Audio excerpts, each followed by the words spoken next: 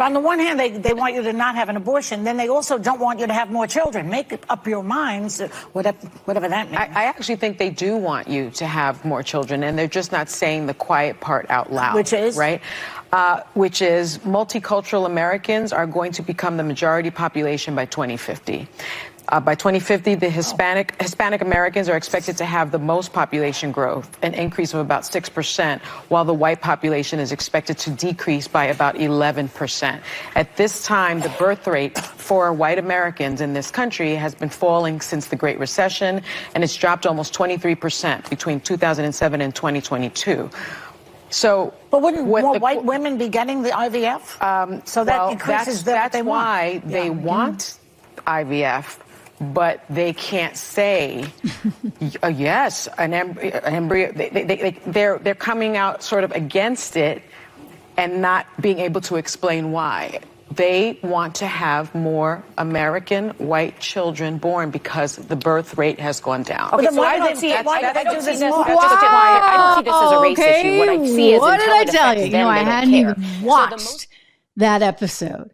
But as soon as the news crossed, that Donald Trump was saying, hey, we need more kids. We want healthy, happy families and kids. As soon as that crossed, I'm like, okay, so how are they going to go after him on this one? Bingo! They'd already beat me to it. Because Donald Trump hadn't said anything on IVF, and they were already all over it this morning on The View. So think about that, guys, how they want to make everything so polarized. Trust me. You're not going to change those demographics with IVF, okay? There aren't enough people with enough money to be able to do that in this country. You're not going to change it with IVF, but they're going to make this about that. So it's like, what do you do? I mean, you can't win. You say it's a sunny day, they say it's rainy. You say, you know, a glass half full, they say it's empty. I mean, this is the environment in which we're living in. If he had come out against it, you know, they would have gone after him for that. I mean, you just honestly cannot win with this crew, with this team in this time. So, with that in mind, I guess he really does have to win, right? You know, it's amazing. There is more spirit now than at any time anyone has ever seen in any campaign. You know, we're 9 months away. It's not like, gee, we're going to vote tomorrow. Tomorrow's your big day. You're going to vote in a primary tomorrow. But the big day is November 5th. Nobody has ever seen spirit like this. This is like, for some people, think of it. Nobody would have a crowd like this anyway, even if it was the day before the election. But this is like the day before the election stuff. The saddest thing is we have 9 months to go, and the kind of stupidity and destruction that they have and can cause is just mind-boggling. So we have to just hope that this time flies, because we have to take over. They're going to destroy this country. We're going to end up in a world war. We'll end up in World War III. They'll destroy our country. We have to get out. We have to win. Under the Trump administration, you were better off. Your family was better off. Your neighbors were better off. Your communities were better off. And our country was far, far, far better off. That's for sure. America was stronger and tougher and richer and safer and more confident. Think of it. We've lost our confidence as a country. How about that?